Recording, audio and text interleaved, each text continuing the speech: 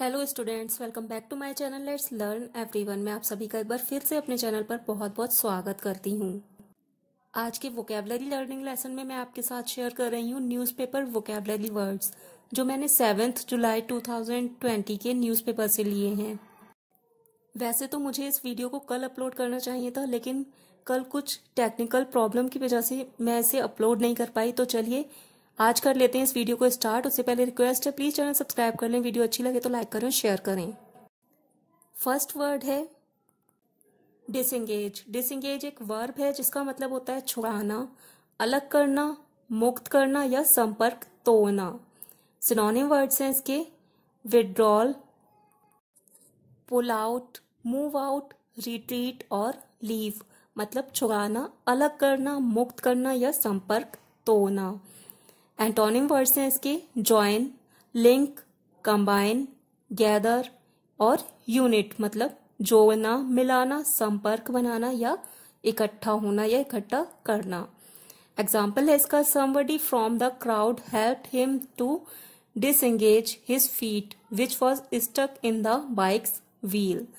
भीड़ में से किसी ने उसका पैर छुड़ाने में उसकी मदद की जो कि मोटरसाइकिल के पहिए में फंस गया था। तो डिसएंगेज का मतलब छुड़ाना या अलग करना। नेक्स्ट वर्ड है हमारी लिस्ट का टेम्पर। टेम्पर एक नाउन है जिसका मतलब होता है स्वभाव, आदत, प्रकृति या मिजाज। सिनोनिम वर्ड्स हैं इसके नेचर, स्पिरिट, कैरेक्टर और क्वालिटी। एग्जाम्पल देखते हैं इसका। एग्जाम्पल है the scientific temper of the students is very important to become the scientist.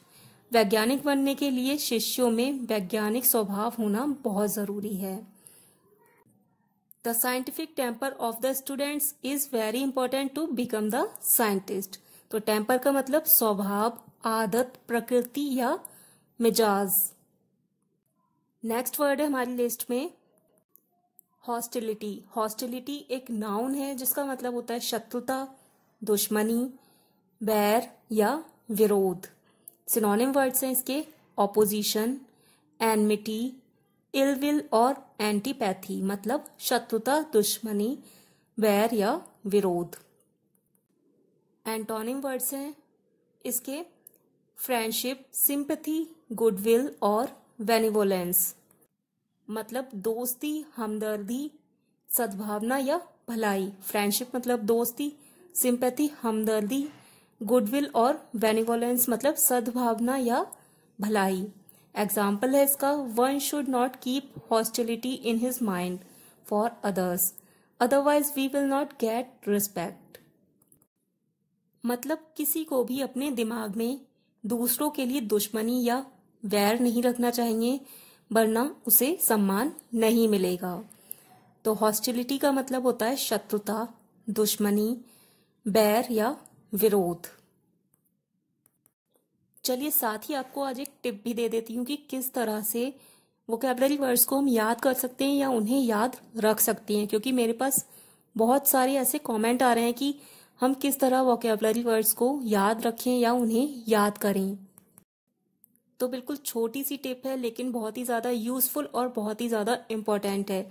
वो ये है कि अगर आप पढ़ने के शौकीन हैं तो आपको वोकैबुलरी याद करने में या वोकैबुलरी याद रखने में कोई भी प्रॉब्लम नहीं होगी।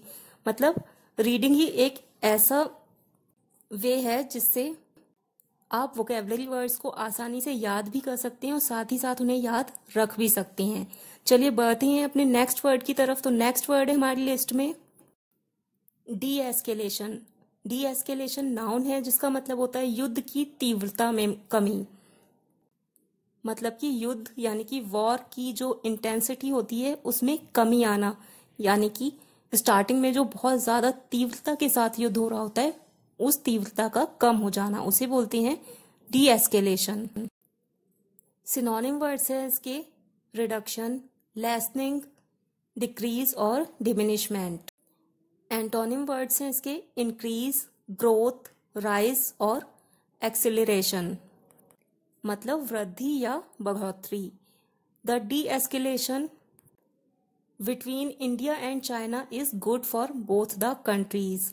भारत और चीन युद्ध की तीव्रता में कमी दोनों ही देशों के लिए अच्छी है।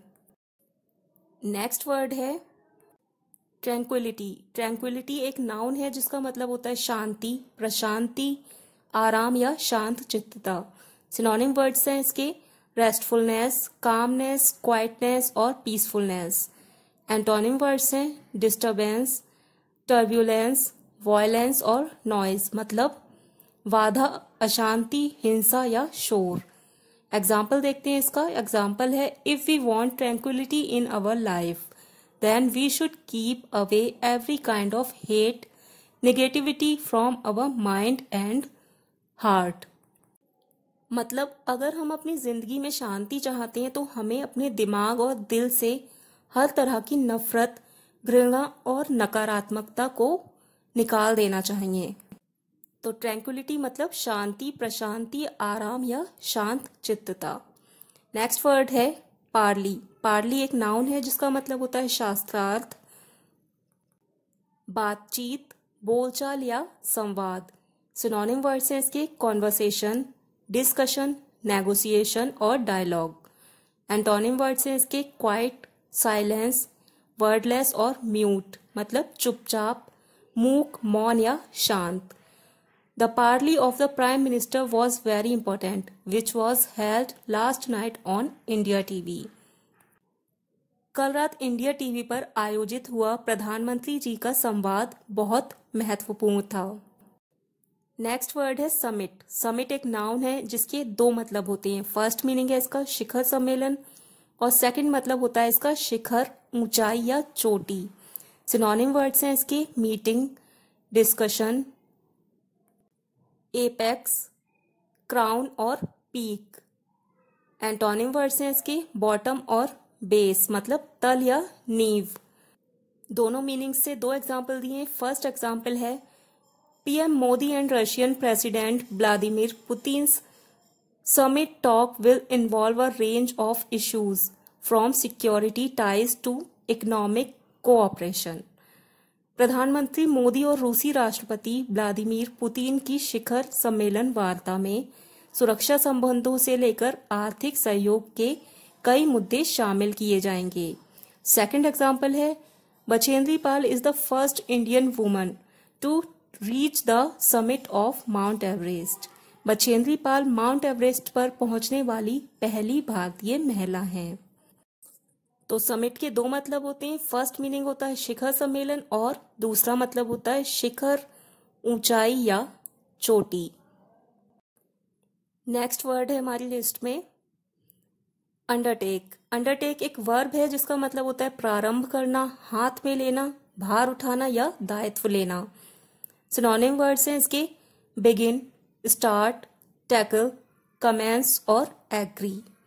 एंटोनिम वर्ड्स होते हैं इसके स्टॉप, सीज, रिफ्यूज, डिसएग्री और ब्रेक, मतलब रुकना, खत्म करना, मना करना या अस्वीकार करना। एग्जाम्पल है इसका if anybody has undertaken any task then the person should finish it in the given time. अगर किसी ने किसी काम को पूरा करने का दायित्व लिया है तो उसे अपने काम को दिए हुए समय पर पूरा करना चाहिए। तो अंडरटेक का मतलब होता है प्रारंभ करना, हाथ में लेना या भार उठाना या दायित्व लेना, मतलब कुछ करने की या किसी चीज की अपने ऊपर रिस्पॉन्सिबिलिटी ले लेना। नेक्स्ट वर्ड है फॉरसीएबल। फॉरसीएबल एक एडजेक्टिव है जिसका मतलब होता है पूर्वाभास के योग्य, प्रत्याशा योग्य, पूर्वानुमेय, मतलब कि जिसे पहले से जाना जा सके। सिनोनिम वर्ड्स हैं इसके प्रिडिक्टेबल, एंटिसिपेटेड, एक्सपेक्टेड और कैलकुलेबल। एंटोनिम वर्ड्स हैं इसके अनएक्सपेक्टेड, इम्प्रोबेबल, अनप्रिडिक्टेबल और अनफॉरसीन, मतलब असंभावित, विचित्र, अपूर्वानुमेय या अनपेक्षित, मतलब कि जिसे पहले से ना जाना जा सके। एग्जाम्पल है इसका it is foreseeable that India will win the match if any match is played between India and Nepal. अगर भारत और नेपाल के बीच मैच खेला जाता है तो यह पूर्वाभास के योग्य है, मतलब पहले से जाना जा सकता है कि भारत मैच जीतेगा।